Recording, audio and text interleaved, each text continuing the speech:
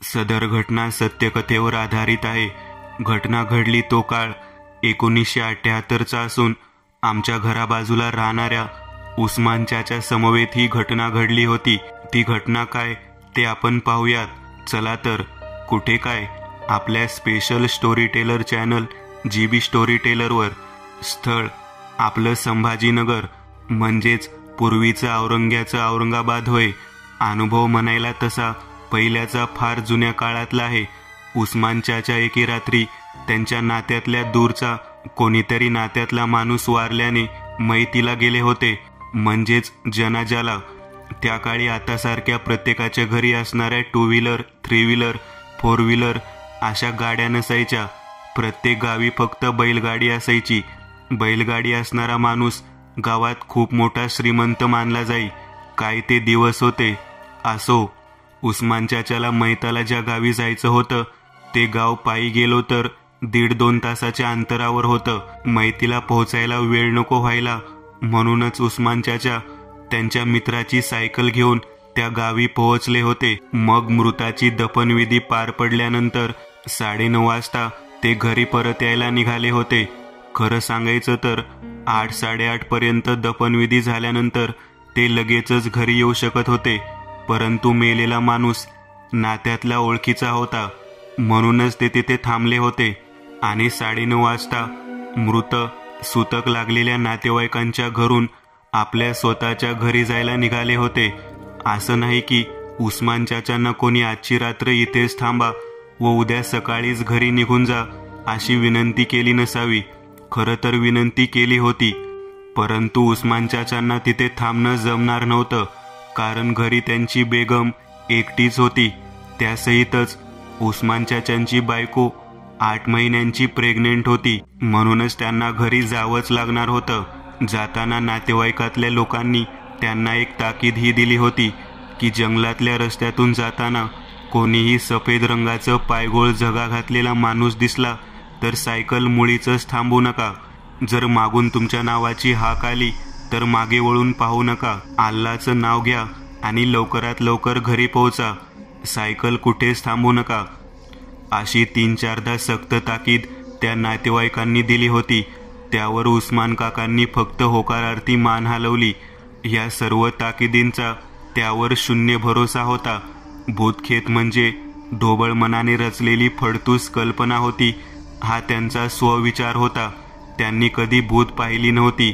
रूह, जिन्न, शैतान अशी भूतांची मसाला लावून तयार केलेल्या गोष्टी त्यांनी लहानपणापासून मात्र ऐकल्या होत्या, परंतु कधी डोळ्याने पाहिलं नव्हतं. शरीराच्या त्वचेने त्यांना अनुभवलं नव्हतं. हात लावला नव्हता. जे पाहिलंच नाही, अनुभवलंच नाही, त्यावर विश्वास तरी कसा ठेवावा, नाही का? 9:30 वाजता उस्मान चाचांचा सायकलवर परतीचा प्रवास सुरू झाला होता. 10-12 मिनिट सायकलने मैत झालेलं सुतकाचं गाव मागे टाकलं होतं. 1978चा काळ म्हणजे रस्ते आतासारखे सिमेंट कॉन्क्रीटचे नव्हते. रस्त्यावर आतासारखे पिवळे दिवे लागले नव्हते. आजूबाजूला बिल्डिंगी नव्हत्या. मानवी रहदारी नव्हती. होती ती फक्त गूढ गंभीर अशी शांतता आणि मुर्द्यासारखी उभी उंचच्या उंच काळीशार झाडे. उस्मान चाचा सायकलवर बसले होते. दोन्ही पायांनी सायकलला असलेले पायंडल मारत वेगाने सायकल हाकत होते. सायकलच्या स्टेअरिंग मधोमध पिवळ्या रंगाचा बल्ब होता. त्या बल्बला जोडून एक तार होती जी सायकलच्या मागच्या टायरवर असलेल्या तारांवर घासताच स्टेअरिंग मधोमध असलेला पिवळा बल्ब पेटत होता. त्या पिवळ्या बल्बचा पिवळा धमक वर्तुळाकार मंद प्रकाश उस्मान चाचांना मार्ग दाखवत होता. खालचा रस्ता कच्च्या मातीचा होता. दोन्ही बाजूला उंच काळीशार दैत्यासारखी उभी झाडी होती.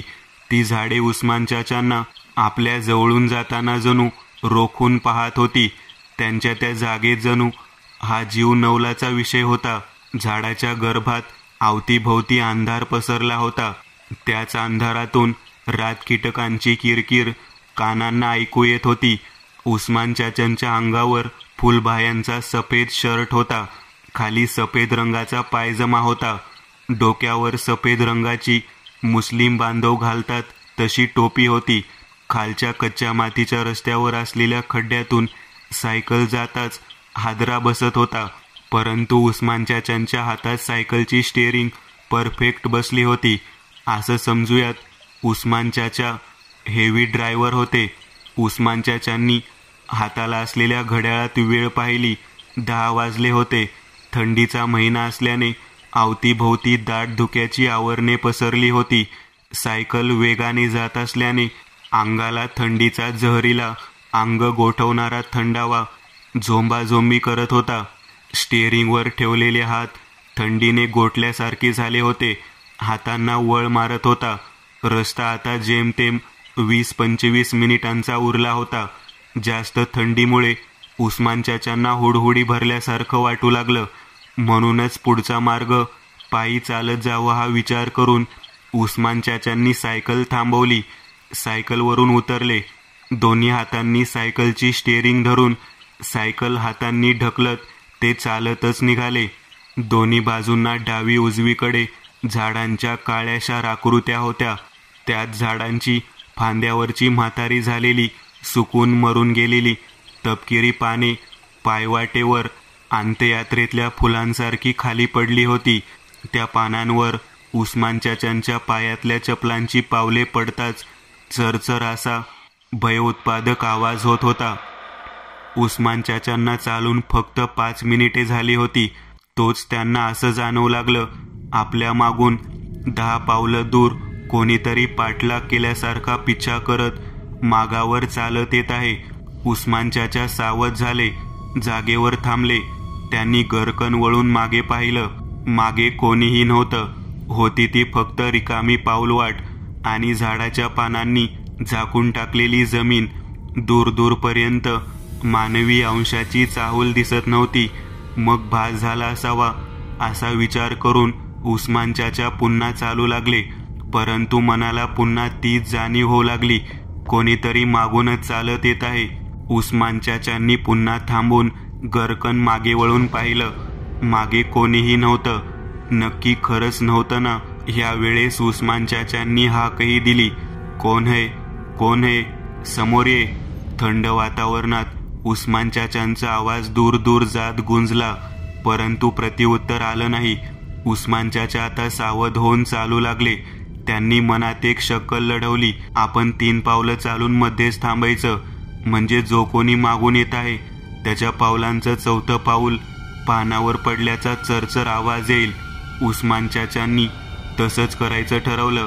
प्रथम पहिलं पाऊल टाकलं, मग दुसरं, मग तिसरं आणि 4थं पाऊल टाकणार तोच ते मध्येच थांबले आणि मागून जमिनीवर पडलेल्या पालापाचोळा चिरडल्याचा चर असा आवाज कानांना ऐकू आला. त्या आवाजाने उस्मान चाचांची 100% खात्री पटली. मागे कोणीतरी नक्कीच आहे. उस्मान चाचांनी पुन्हा मागे वळून पाहिलं, परंतु मागे कोणीही नव्हतं. यावेळेस उस्मान चाचांच्या चेहऱ्यावर जराशी भीती पसरली होती. आवाज तर आला होता, कानांनी ऐकला होता, मग मागे कोणीच कसं नव्हतं? कोणी चोर लुटारू तर नसेल? उस्मान चाचांच्या मनात प्रश्न आला. मग आता तुम्ही म्हणाल ते तर मैतीवरून आले होते, त्यांच्याकडे लुटण्यासारखं काय असेल? तर ती होती सायकल. हो, उस्मान चाचांना तेच वाटलं. कोणीतरी सायकल चोरी करायच्या उद्देशाने आपला पाठलाग करत आहे. तसंही त्यावेळेस सायकलही सोन्यापेक्षा कमी नव्हती. सायकल म्हणजे जाम हौसेची गोष्ट. ज्याच्याकडे सायकल तो श्रीमंत माणूस समजला जाई. उस्मान चाचांना आता भीती वाटू लागली. या अशा आडवळणी इलाक्यात ते एकटेच होते. सोबतीला कोणी ओळखीचा माणूसही नव्हता. पहिल्याचे चोर म्हणजे खविसासारखे माजलेले काळे कुट्ट आडदांड देहयष्टीचे माते फिरू असायचे. त्यांच्यासोबत नेहमीच कुऱ्हाड असायची. जास्तीत जास्त करून ते माणसांना मारूनच टाकत असत. म्हणून त्या काळी लोकांच्या मनात चोरांविषयी जाम भीती असायची. चोर दिसला रे दिसला की माणसांची फाटून हातात यायची. बरं, आता पुढे पाहूयात. उस्मान चाचा सायकलवर बसले. आता पायी चालून जमणार नाही असं त्यांनी विचार केला. मागे कोणी चोर असेल तर, म्हणूनच सायकल पळवत इथून फटाफट घरी पोहोचूयात. उस्मान चाचा सायकलवर बसले. पायांनी सायकलचे पायंडल मारत सायकल हाकू लागले. गरागरा चक्रीसारखं पायंडल फिरू लागला. रबराचे टायर मातीच्या रस्त्यावरून उस्मान चाचा जीव घेऊन पळू लागले. त्यातच उस्मान चाचांच्या कानांवर मागून धावत्या पावलांचा आवाज पडू लागला. धप-धप, चरचर असा तो आवाज भयंकर होता. जणू काही राक्षस दैत्य मागून धावत येत आहे, आपला पिच्छा करत आहे. पानांचा तो चरचर आवाज आता कानांना अगदी वेगाने ऐकू येऊ लागला. जणू मागे जे काही होतं चोर, हा उस्मान चाचांचा भ्रम होता की मागे चोर आहे. ते जे काही होतं उस्मान चाचांपासून फक्त 2 पावलं मागे राहून सायकलच्या पाठोपाठ वेगाने धावत दौडत होतं. कानांवर गुरगुरल्याचा आवाज पडत होता. ती गुरगुर माणसाची खासच वाटत नव्हती. माणूस काय गुरगुरतो इतक्या मोठ्याने? कसं शक्य आहे हे? मागून येणारी गुरगुर हिंस्र श्वापदी होती. त्यात भयंकर लालसा भूक भरलेली जाणवत होती. उस्मान चाचांचा जीव कंठात आला होता. पाय पायंडलवर वेगाने गरागरा चक्रीसारखे गोल गोल भिंगत होते. गरगर आवाज होत होता. कान नाकपुड्यांमध्ये थंड हवेचे बाष्पमय वाफ घुसत होते. थंड हवेने अंगावरच्या कातडीला प्रेतासारखी रचना द्यायला सुरुवात केली होती. म्हणजेच त्वचा अगदी थंडगार, वळ मारेल अशी थंड झाली होती. भीतीने उस्मान चाचांना उभ्या थंडीत घाम फुटला होता. घामाने पाठ, शर्ट, खालची पॅन्ट सगळंच ओलचिंब झालं होतं. जास्त भीती वाटली असती तर उस्मान चाचा पेंटमध्ये मुतले असते. श्वास धनुष्यातून निघणाऱ्या बाणाप्रमाणे वेगाने आत बाहेर होत होते. छातीचा भाता बेडकाच्या पोटासारखा फुगत होता. तेच श्वास नाकातून वेगाने बाहेर पडत होते. उस्मान काकांनी शरीरात होत्या नाही तेवढ्या पूर्ण ताकदीने पायंडल मारायला सुरुवात केली. मागून येणारा आवाज आता बंद झाला होता. परंतु हे काय? असं का वाटत होतं की जणू मागच्या सीटवर कोणीतरी बसलं आहे, कारण सायकलवर आता वजन जाणवू लागलं. होय, उस्मान चाचा अगदी जीवाच्या आकांताने पायंडल मारत सायकल हाकत होते. परंतु सायकलचा वेग आता पहिल्यासारखा जलद नसून कमी झाला होता. मागच्या सीटवर कोणीतरी बसलं आहे ही तीव्र स्वरातली जाणीव मनाला जाणवत होती. कसल्या तरी अनाहूत संकटाची चाहूल लावून जात होती. त्यासहितच बर्फासारखा थंड श्वास मागच्या शर्टावर आदळताना जाणवत होता. जणू मागे जे बसलं होतं त्याचेच ते थंडगार श्वास असावे. परंतु उस्मान चाचांच्या मनात एक प्रश्न असा आला की मागे जर कोणी सीटवर बसलंच आहे तर मग चालू सायकलला एक हादरा तर बसायला हवा होता ना. मागे जो कोणी बसला आहे तो बसता वेळी सायकल नक्कीच हलली असती. परंतु असं काही झालं नव्हतं ना. मग हे कसं शक्य आहे? मागे नक्की कोण बसलंय? माणूस की भूत पिशाच? भूत पिशाच हे 2 शब्द जसे मनात आले भीतीने अंगभर निवडुंगाचे काटे उगवले. भीतीचा एक ठणका संपूर्ण अंग शहारून गेला. उस्मान चाचांच्या तोंडून त्यांच्या देवाचं नाव निघालं आणि जसं त्यांच्या देवाचं नाव निघालं मागे जे काही बसलेलं, ज्याचे पाय प्रेताड 2 फूट लांबीचे होते, नख जमिनीला घासत होती, ज्यांचा खरखर असा आवाज होऊ लागला. उस्मान चाचांनी हळूच खाली पाहत एक कटाक्ष मागच्या टायरवर टाकला. तसे त्यांना ते दृश्य दिसलं. जे दृश्य पाहता उस्मान चाचांचा आत्मा थरथरून उठला.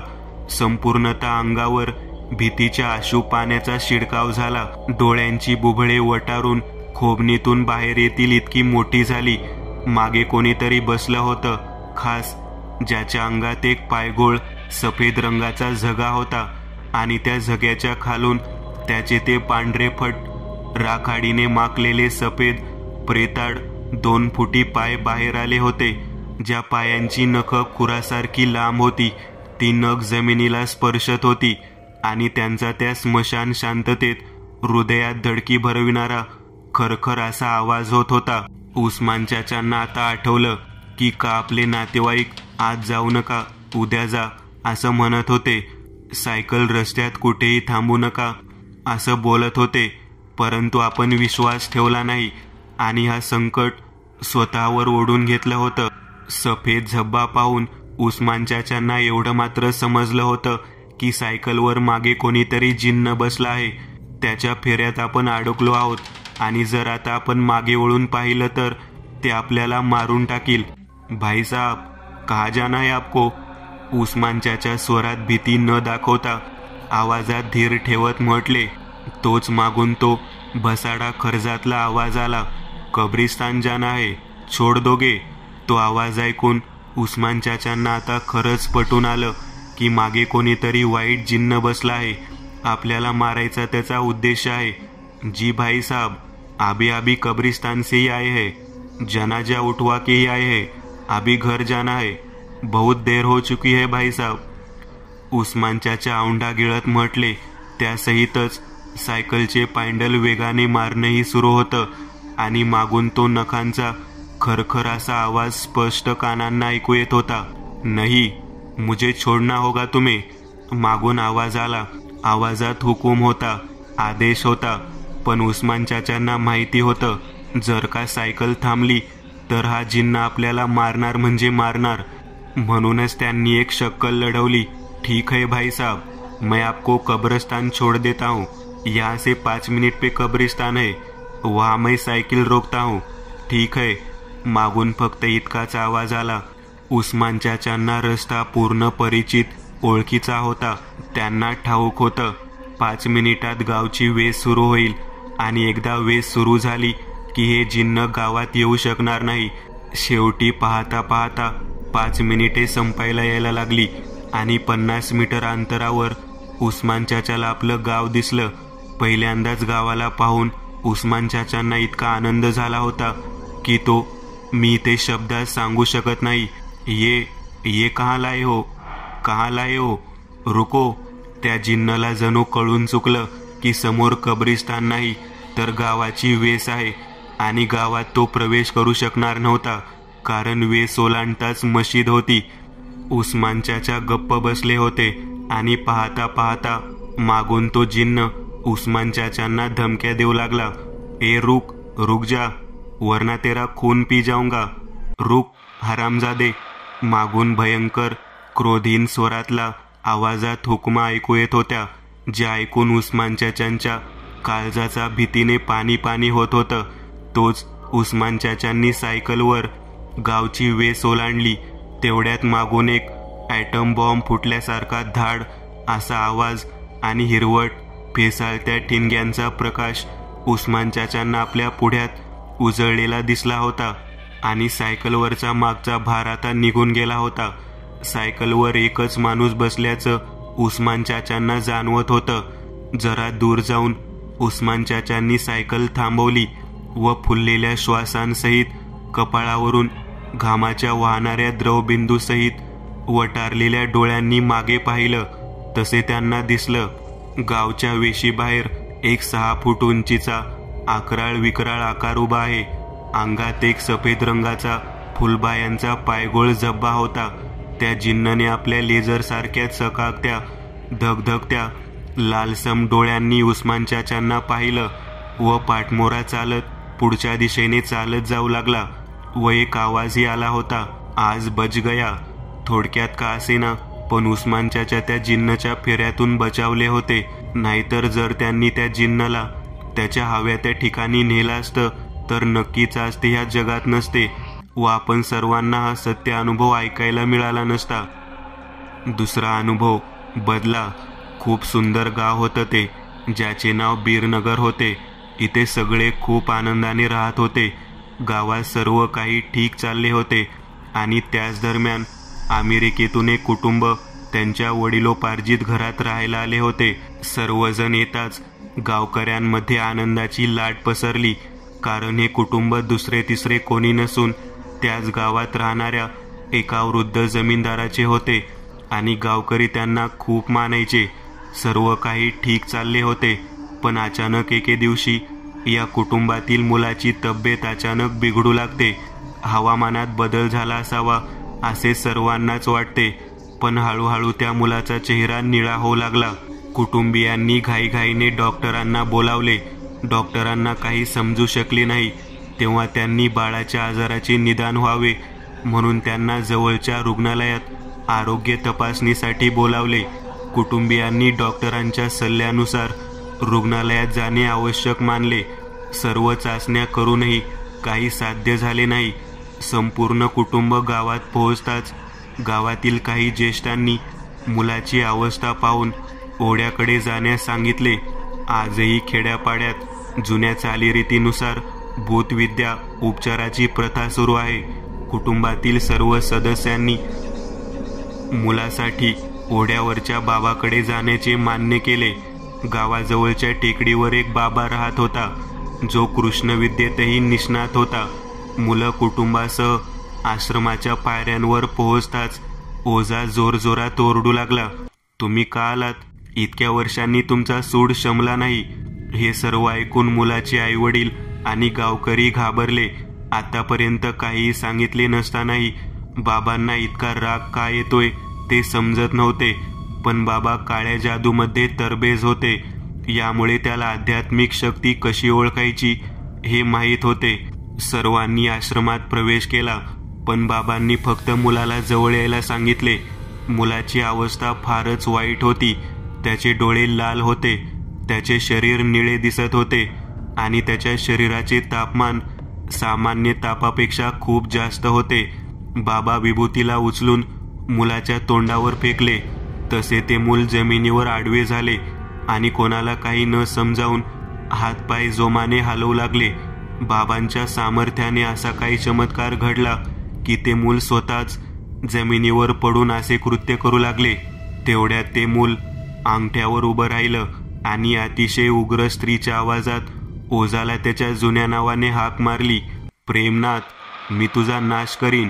मुलाचा असा आवाज ऐकून त्याचे आईवडील घाबरले. या अवस्थेत हे का होत आहे हे त्याला समजू शकले नाही.